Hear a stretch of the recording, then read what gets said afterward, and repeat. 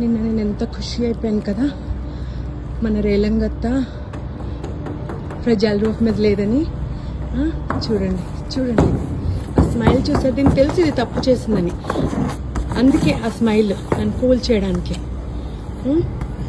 ఇది ఏ బిర్యానీయో ఏ చికెన్ మటనో తింటే హ్యాపీగా వచ్చి ఇక్కడ పడుకుంటుంది అనుకుంటా, ఎవరు డిస్టర్బెన్స్ లేకుండా. అవునా? ఏ కోడినో మేకనో తినేసావు కదా నువ్వు రాక్షసి. గుర్రంట ఎందుకు ఇవి వచ్చే పడదు దీనికి, ఇదే పీస్ఫుల్గా ఉండాలి. స్మైల్ చూసారు అసలు, ఈ స్మైల్కి ఎంతమంది ఫిదాను అసలు. ఎవరిని ఇంటికి పట్టుకెళ్ళకుండా దీన్ని. నా దగ్గర పెద్ద ఇల్లుంటేనా దీన్ని, పింకుని, హేజల్ని అందరినీ పట్టుకెళ్ళిపోయి ఉండేదాన్ని. చిట్టి తల్లి, ఫ్రెజైల్ రూఫ్ నీతో ఉండి నా ఇంగ్లీషు పోయించేసావా? ఫ్రెజైల్ రూఫ్ పడదలేవే నువ్వు, నీ వేటికి అస్సలు పడదు. రేలంగి అంత అందంగా ఉంటుంది చూడండి అసలు. దీని స్మైల్ చూడండి, చిట్టి ముఖం చూడండి.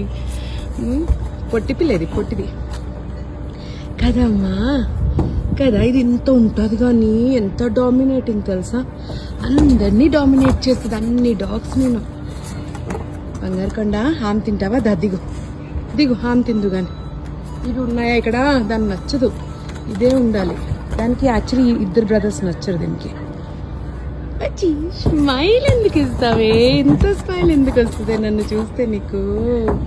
నాకు కూడా అంతే స్మైల్ వస్తుంది నిన్ను చూస్తే.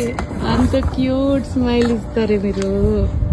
స్మైల్ అంతా అయిపోయిన తర్వాత పింకు దగ్గరికి వెళ్ళి తిందామా, ఇక్కడే తిందామా? నీ ఆమె తినేస్తావా ఫస్ట్? లేకపోతే ఆల్రెడీ బిర్యానీ తిన్నావా బాగా? నీకు ఫ్యాన్ ఫాలోయింగ్ బాగా ఎక్కువైందంట కదా, అందరూ నేను బిట్టు అంటున్నారు, కొంతమంది పొట్టి అంటున్నారు, ఏమేమో పేర్లు, ఎన్ని పేర్లు పెట్టి నీ రేలంగత్తే సూపర్ ఉంది నీకు.